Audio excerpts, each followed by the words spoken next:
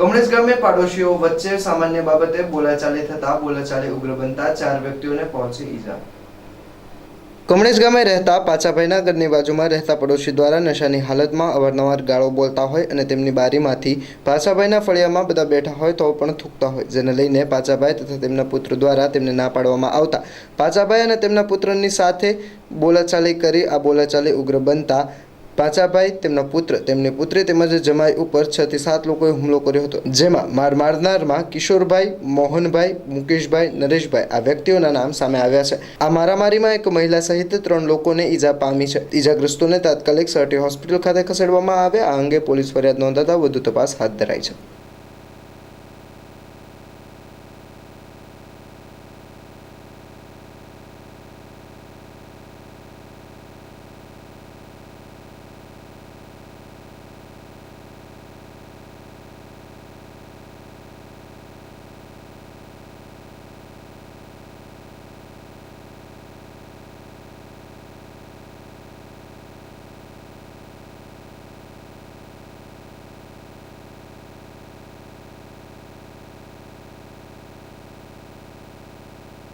નામ પરેશભાઈ પાચાભાઈ પરેશભાઈ, કઈ જગ્યાએ શું થયું? કમળેશ રહી છે અને મુકેશભાઈ ને લોખંડ રાખભાઈ શું લેવા માંડી? બારી બાબત કેટલા જણાની ઈજા થઈ? 3-4 જણા નીચે। શું નામ? અમારા એક સુમિતાબેન, એકના પપ્પા પાચાભાઈ અને કેટલા જણા તમારો? 6 જણા। શું નામ છે? બારી એની છે પણ એને કાયદેસર એને બારી નથી, પણ એને તોય બારી રાખીને એને ના બેઠા હોય ને હેઠે તે માવો ખાઈને દારૂ પીને આવે ને થૂકે। બરાબર। અને બધા દરરોજ રાતે ના દારૂ પીધેલા હોય। શું હથિયાર હતું ભાઈ પર? લોખંડનો પેપ, પછી ઓલી કુવાડી રીતી ફરસી। આ વિશે પોલીસ ફરિયાદ કરશો? પોલીસ ફરિયાદ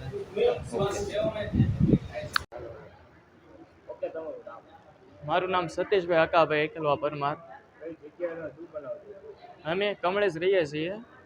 અમે ના ઘરે રહેતા હતા, ના હાનના અમે ના બહાર બેઠા હતા એનો છોકરો આવ્યો, કિશોરભાઈનો છોકરો મોટો, એ દારૂ પીને આવ્યો અને બારીમાંથી થૂક્યો માવો ખાઈને। તે મારા બનેવી અને મારા મમ્મી અને મારા ભાઈ એના બહાર બેઠા હતા અમારી હદમાં તે, અને એ બારી એમ રાખવાની ના જ પાડી હતી, પણ એ થૂક્યો તે એમ કીધું ભાઈ માવો ખાઈને હું કામ માથે થૂકે તું? આ મુલકાજીને થૂક્યા ને તે જેમ આવે એમ ભૂંડા બોલવા માંડ્યો, ગાળું બોલવા માંડ્યો, જેમ આવે એમ વર્તન કરવા માંડ્યો। એ ત્યારે એક જ હતો, પણ પછી જેમ આવે એમ બોલવા માંડ્યો, પછી એક બારી તોડ નાખી। પછી એ વૈયા ગયા એની વાડીએ વૈયા ગયા। અઠવાડિયા પછી પાછા આવ્યા। પછી એના મમ્મી આવ્યા હતા, એ જેમ આવે એમ બોલવા માંડ્યા। પછી એ કે જેમ આવે એમ ભૂંડા ગાળું બોલવા માંડ્યા। અમને 3 જણાને બહુ ભારે ઈજા થઈ છે। એકને હાથ ટાંકા એવા છે, અને અમારે દાદા છે એને અહીંયા છાતીમાં હોજો ચડી ગયો છે, શ્વાસ રીતે હરખો લેવાતો નથી, અને બેનને નાકે ફ્રેક્ચર થઈ ગયું છે। ક્યાં લાવવામાં આવ્યું? અહીંયા ભાવનગર મોટા દવાખાને સર્ટી હોસ્પિટલ। ઈજાગ્રસ્ત જે છે ને શેના વડે મારવામાં આવ્યો? એને એક લાંબા હાથાવાળી ફરસી હતી, એક સાકુ હતી, અને ધોકો હતો, અને પાઇપ હતા, અને એક નોઝર હોતી નથી। પોલીસ ફરિયાદ કરી વખતે જ